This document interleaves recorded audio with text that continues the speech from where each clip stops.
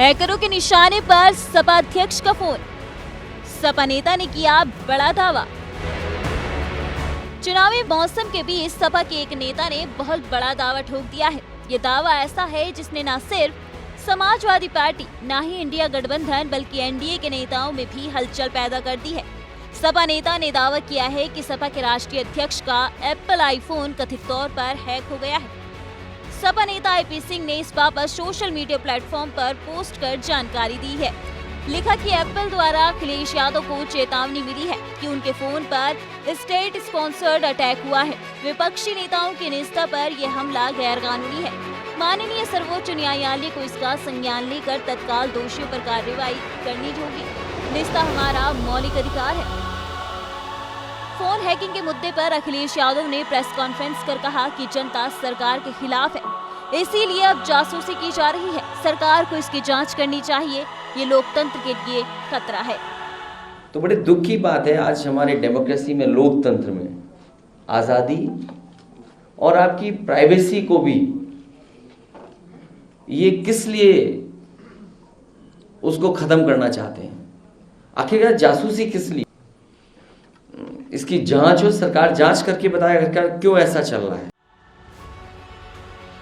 इधर अखिलेश ने सरकार पर जुबानी हमला बोला, उधर कांग्रेस नेता राहुल गांधी भी केंद्र की मोदी सरकार पर हमलावर हो गए। उन्होंने मीडिया से मुखातिब होकर इस मुद्दे को लेकर अब तक का सबसे बड़ा हमला सरकार पर बोला। कहा कि मेरा फोन टैप कराते रहिए, हम डरने वाले नहीं बल्कि लड़ने वाले लोग हैं। एप्पल का नोटिस आता है, अब ये मेरे ऑफिस में सब लोगों को मिला है, पवन खेड़ा, सुप्रिया, सीताराम येचुरी। आपका ध्यान कभी इधर ले जाते हैं, कभी उधर ले जाते हैं, कभी इधर ले जाते हैं, मगर हम डरने वाले नहीं हैं, हम लड़ने वाले लोग हैं, हम पीछे नहीं हटेंगे। जितनी टैपिंग करनी है कर लो, कोई फर्क नहीं पड़ता, मुझे तो कोई फर्क नहीं पड़ता। अगर आपको मेरा फोन चाहिए मैं दे देता हूं, आपको उठा के ले लो। ऐसे आरोप सिर्फ सपा नेता ही नहीं बल्कि तृणमूल कांग्रेस के नेता महुआ मोइत्रा भी लगा चुकी हैं। कांग्रेस नेता शशि थरूर और आम आदमी पार्टी के नेता राघव चड्ढा भी फोन हैक का आरोप लगा चुके हैं। शिवसेना उद्धव बाल साहेब ठाकरे की नेता प्रियंका चतुर्वेदी ने भी ऐसा ही दावा करके सियासी सनसनी मचा दी है। साथ ही केंद्र की मोदी सरकार को निशाने पर लेते हुए इसे पेगासस जैसा मामला बता दिया। बहुत स्पष्ट तरीके से कहा है, स्टेट स्पॉन्सर्ड है।